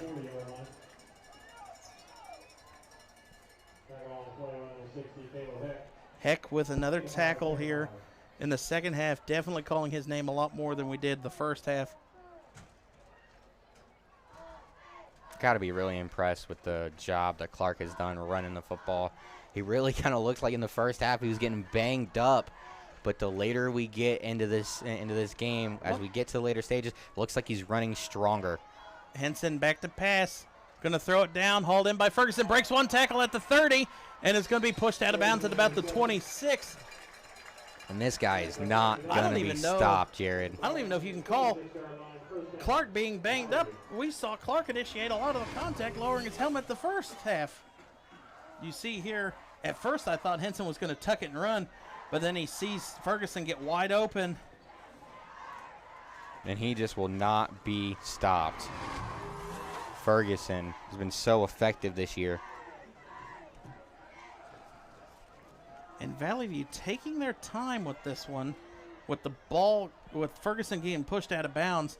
They're definitely going to take time to get the right play. Henson back to pass. Henson going to roll to the right and is tripped up in the backfield by number 54, Aiden Heimer. I haven't called his name a lot in the backfield tonight, but Heimer gets through. And now this Blue Devil student section is really starting to get into it. So we've seen our cameraman has made it over to the away side. And that's a pretty packed student section for about a 35-minute drive. Yeah, it's not a short trip out here, but you got a successful team. It's easy for the fan base to travel. Dumps it off to Clark, and Clark gets out back to the 30, but will gain about 5 or 6 yards back. But it's going to be third and probably about 13, 14. Just nobody there to block number 24, Sammy Daffler, off the edge. It's a nice job trying to set up the screen, but Blue Devil defense not fooled on that one. And you don't like to call it, especially how good this game's gone. Henson back to pass. Henson going to the middle of the field, and it is incomplete. And now 4th and 4, and you see there the Brookville student section knows they're on camera. I don't know if I'd be holding up the W sign yet. It's a little early for that one. At least it's not the soccer chant. I believe that we will win. I cannot stand that one. Especially, I've seen student sections start calling it too early, and it's ended not in the win for them. Henson going back, throwing to the end zone on 4th down, and it is hauled in by number 33. That is Micah Valentine. And just like that, now the Valley View student section is up on their feet. I was looking at the game schedule for next week. And talk about the quick strike ability. Valenti, this is his 2nd reception of the game. But none bigger than this. On 4th and 15, Valenti just gets it dropped right in the breadbasket. He's just able to outrun Tim Davis. Phillips on to attempt this, and it is up, and it is no good. Looked like he missed it wide right. So that's going to complicate things for the Spartans. See on the MVCC replay. He just pushed it too far right. And now that guarantees that you're going to have to go for 2 if you're the Spartans, if you get another touchdown. But let's just look at this offensive line. This is probably the best blocking that Henson has had all night. Number 64, Chase Kinder, the left tackle there, doing a very good job stopping Aiden Heimer, the edge rusher, coming around the corner. Got good push, had good positioning. Was able to give his quarterback plenty of time to deliver that touchdown strike. If you're the Spartans, your defense has only given up 1 score in this half. Is it too early to go for an onside kick? Phillips cannot make it to the end zone for a touchback or try to pin him deep. I think if he could maybe put a little bit of English on that ball like he did the last kickoff, well, I think he could get it to roll back. It's got to get to the 50. It'd be an interesting decision, Jared. It's a gamble. I mean, your defense has given up only the 1 score. They've held them in check most of the time.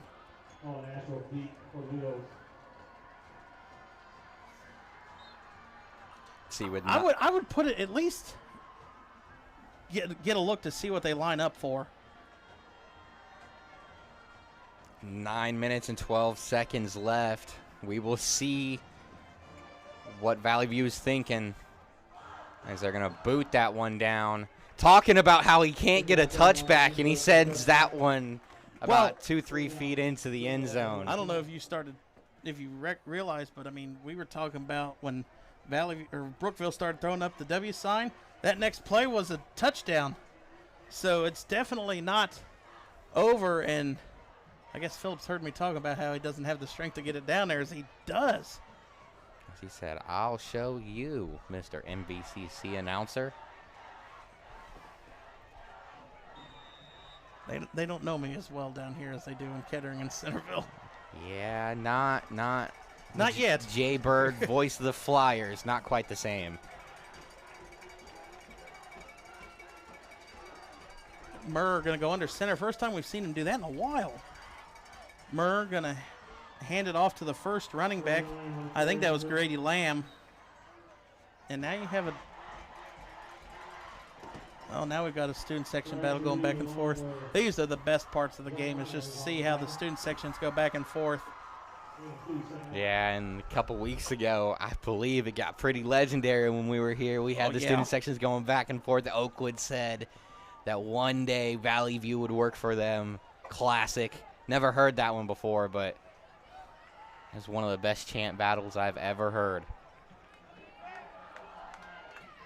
I believe it was, "It's all right, it's okay, you're going to work for us someday." Yeah, so disrespectful. Yeah.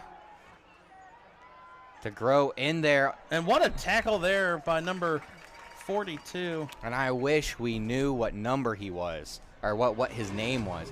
He has been in so many plays. He's been spectacular so far today.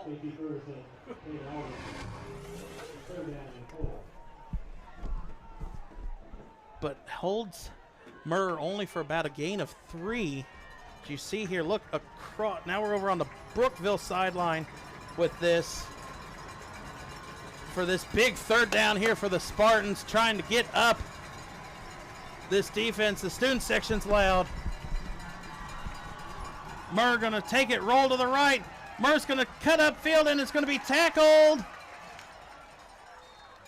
for only about a gain of 1. It's going to be 4th down. And number 42, Taven Aldrin, was the first Spartan in there on the play. Been looking for his name all night. Finally got the big man's name. He's been excellent here in the second half. 7:15 left and counting, 4th and 2. And Brookville, you've got to send the punting team out there. A ball inside your own 30. But with a short field, looks like you're right. They're going to send the punting team out. And now things are going to start getting interesting. Under 7 minutes to play. Daffler's the punter. High snap. Daffler gets it away, but it's a low kick. Fielded and the ball's on the ground, but is that Ferguson or? It's Clark. That's Clark gets it out to about the 40. So 6:43 left. Valley View's got to score a touchdown and go for 2 to try to tie this one up. You see here in the Kettering Health replay, Clark didn't take the right read off the bounce, but it bounced right in front of him, luckily.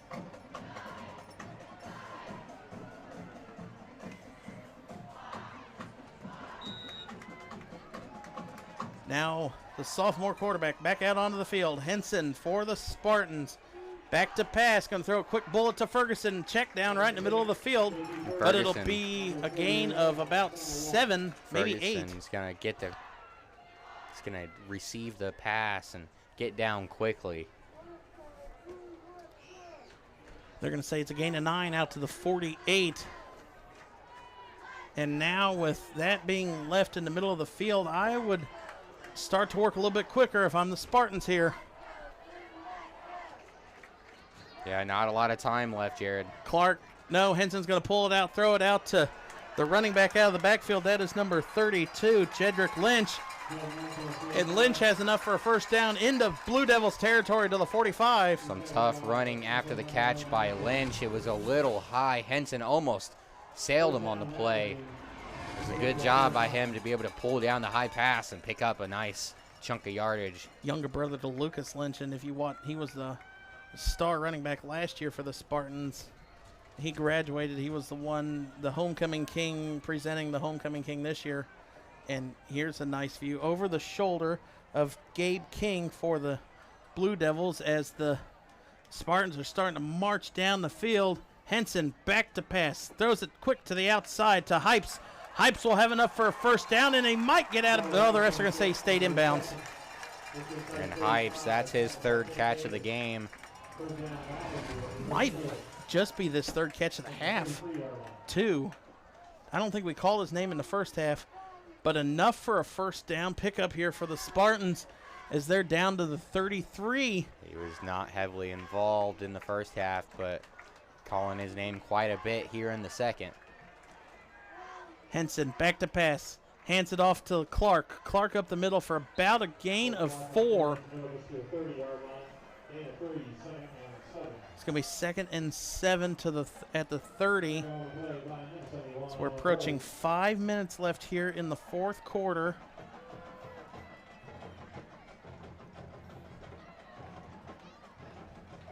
You would think Valley View would move with a little bit more emphasis on this.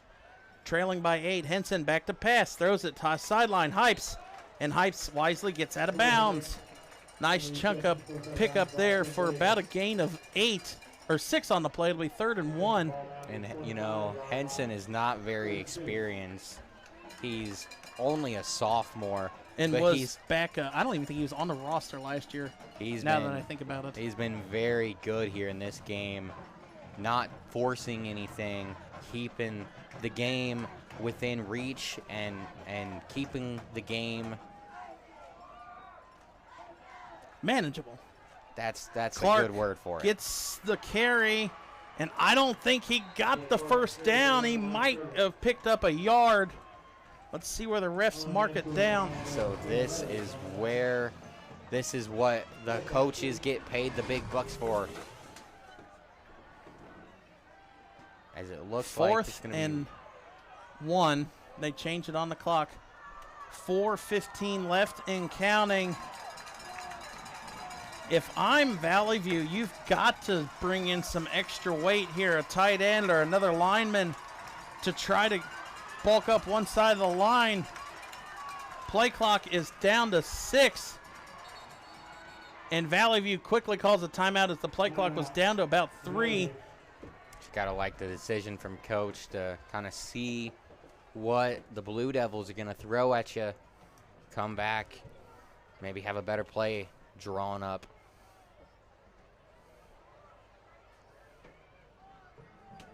So 4th and 1. What do you call?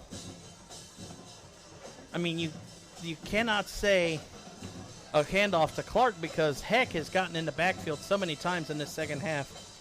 And, you know, I wouldn't say a handoff to Clark, but I would say maybe a screen pass to Clark. They've been pretty effective with those screen passes. And when Clark is able to get into open space, he's such a dangerous playmaker, as it always takes multiple defenders to bring him down. It's either got to go somewhere to Clark or it's got to be a quick check down to Ferguson, I think. And you know, Jared, it's actually, now I'm starting to wonder, what happened to Austin Stidham? We have not called his name at all here in the second half. Clark gets the handoff. Clark will have a first down for the Spartans. Walt Adams in on the stop for the Blue Devils, but he was not able to get there in time. That was a pickup of 2.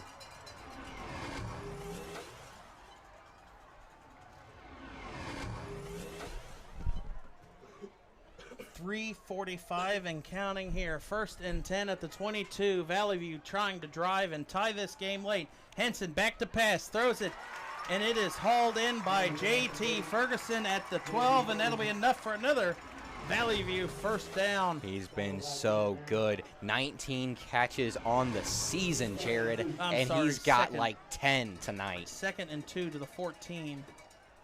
He's really been racking up the numbers. 3:15 left to go here. Henson going to roll to the right. Henson throws it to the outside, and it is incomplete, intended to Hypes. And that was a good throw to the big target on the outside, but he was not quite able to haul it in, just a little bit out of reach. But, you know, that's really what you want out of your quarterback. Put it in the hands only of where your defender, your receiver can get it. Yes, that sir. might be why we have seen hype so much in this second half. Something might have happened to Stidham in the first half, and he's been out for the rest of the game. I mean, he got a big 6'5" target. 3rd and 2. Why not Clark use gets him? the carry. No, Henson keeps it and throws it at the feet of Clark. Or no, sorry, intended to number 17, Cade Sears. So now we're gonna 4th and 2 here at the 14. The offense has got to stay out on the field. Phillips has shown he can't. He pushed an extra point. I think he's pushed 2 of them actually tonight. Well, the one got blocked in the first half. And regardless, 8-point game, 3 minutes left. You don't have time to try and kick a Henson field goal. back to pass, throws it to the far side, and it's incomplete. And that was a great angle by the field cam. Brookville takes over on downs. As a defender, I believe that was number 54, Aiden Heimer, was able to get his big paw up there and knock that thing away. Let's see here in the Kettering Health replay of a fumbled snap, and yes, it was tipped right at the line. And I that don't was even, if it Aiden wasn't Heimer. tipped, I think number 4, Keegan Murr, the quarterback, I think he could have intercepted that one because he got in front of Ferguson. And wouldn't that have been a great turn of events for Murr? He's thrown two interceptions in this game, And has an that interception. That would have been a second. Exactly. Would have been a great way to correct. Valley View's got to pin their ears back, and this is going to be a full-out rushing attack for the And when you Blue look at Devils, you the would Kettering agree, Health replay, as this run goes for about a loss of 1 on the play. when you look at the Kettering Health replay, you see Murr, he jumps the route. So, you know, it's like you said, it's kind of a good thing it got tipped, or that thing could have been intercepted. But, you know, when you target Ferguson 15 or 20 times like they have tonight, it makes it easier for the defense sit on that route, and at some point they're going to get a good jump. Number 537, 4, 3, 6, 1, 537. 2nd and 9, ball on the 15. You have that fee, $182 at Spirit Stock. 537, 4. Valley View called their first timeout. 2:53 left here. Valley View clinging to their defense, trying to force a 3-and-out quickly. 4, 3, 6, 1. 2:53 left here in the ball game. An 8-point lead for the Blue Devils from Brookville.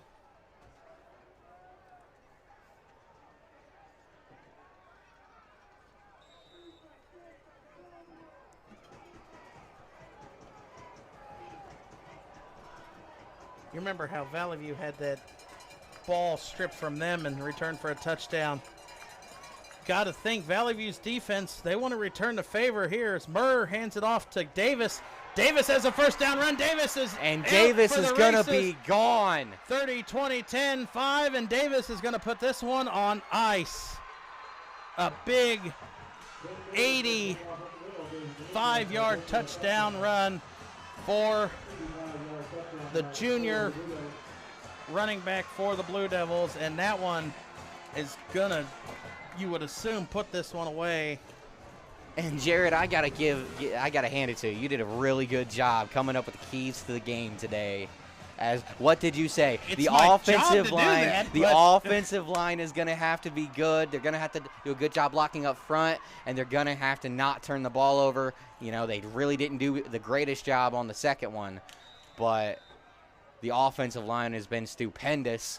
And Davis, who, like I've said, is averaging over 10 yards a carry. That one is gonna help that one. Yeah, it's gonna push those averages up a little bit higher.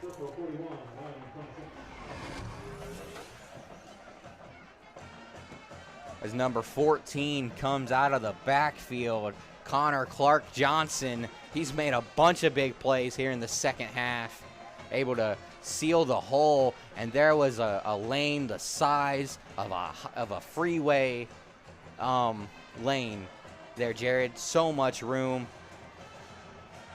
as Davis was off to the races. A great game next week for these Blue Devils.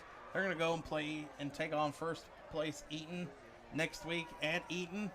So a momentum-building win like this on the road and against the team that is actually ahead of you in the conference, because you're 1-1 in the conference, they're 2-0.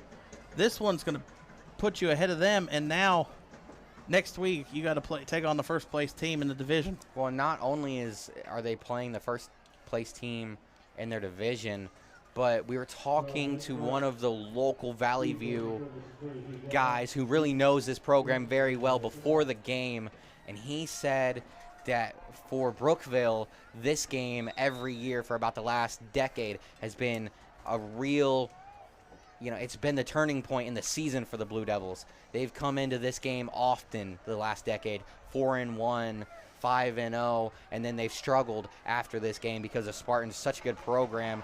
And after they come into this game, it's hard for them to recover. But it looks like tonight they're going to take the Spartans. Ferguson fumbles this, and he's just going to fall down on it at the 10. He could have picked it up if he wanted to, but don't want to risk turning it over again.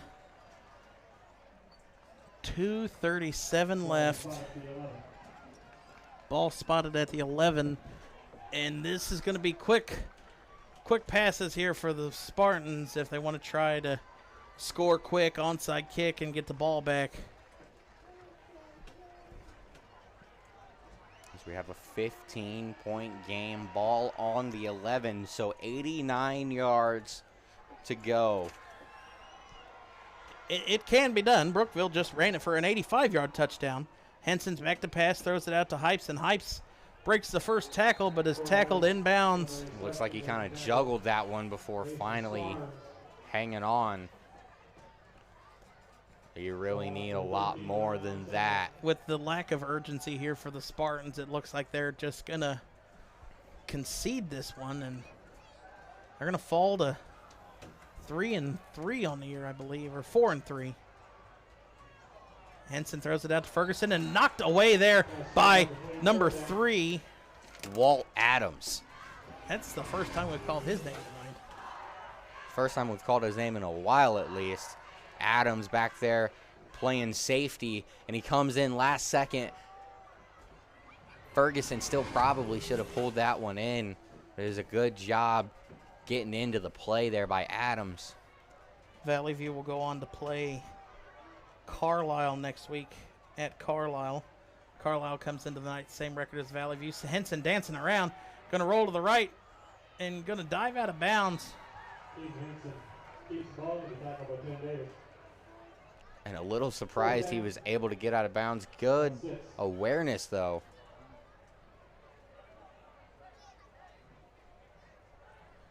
As it is now 4th and 6, and what is a last gasp for the Spartans. Okay, now you got Brookville calling "This is our house" chant.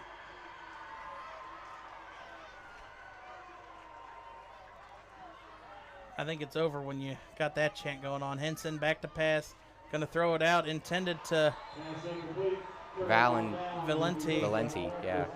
Pass incomplete. Brookville's going to take over on downs. Henson is very irritated. As you see, he ripped his helmet off on the field, and that could have been a penalty.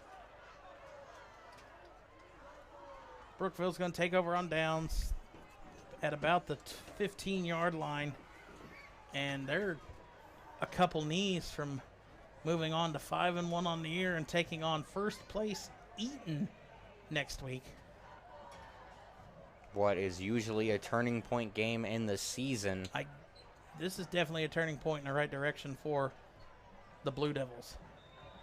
Kind of getting a monkey off their back when it comes to playing the rival Spartans.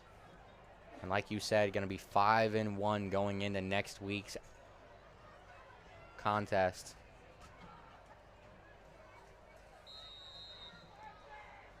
There's going to be a false start. Called against the Blue Devils.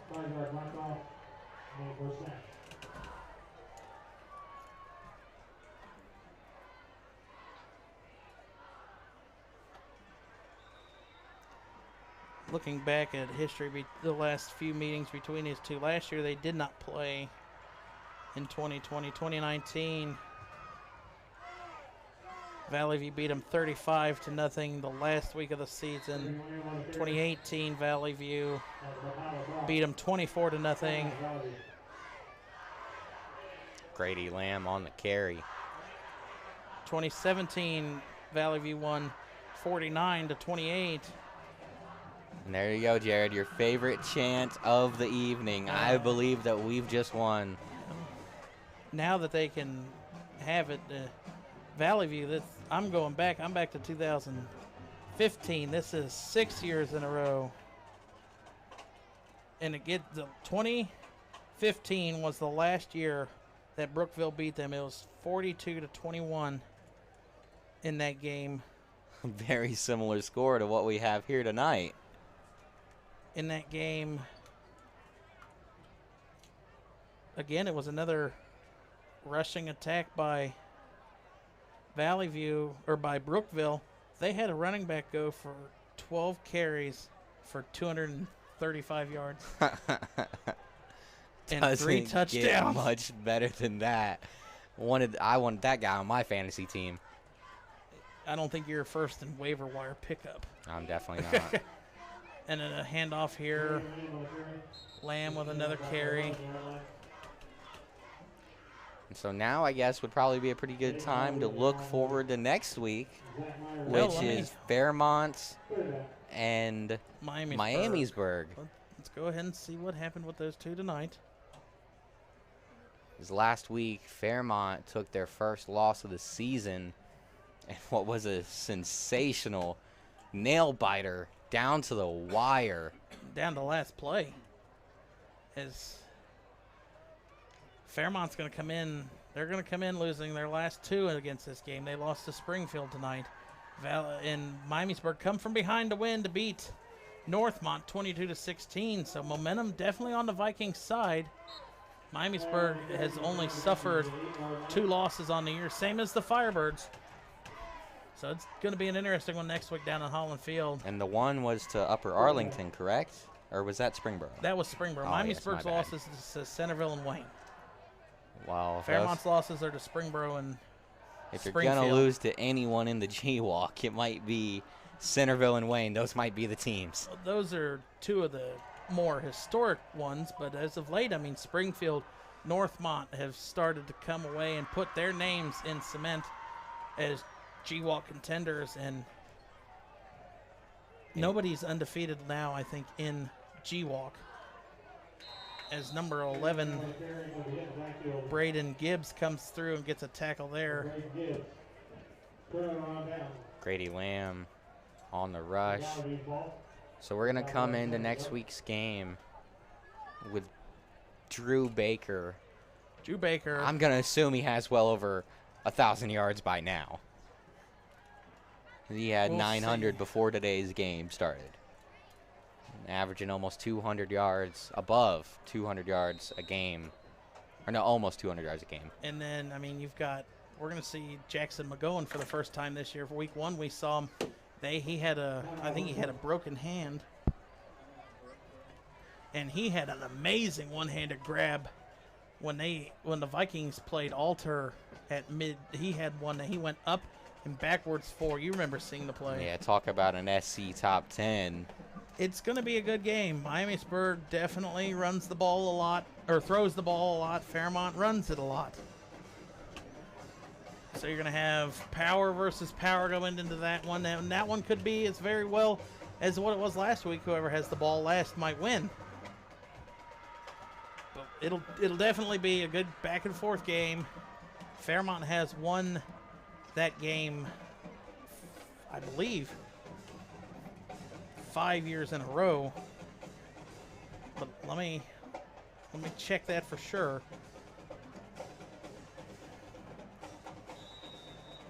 As Valley View is just going to line up here. Henson is going to take the snap. It's a back to pass. Going to roll around to the try to right. Escape. Henson going to launch it down the field. And it is intercepted. Intercepted by Walt Adams. And that is going to do it.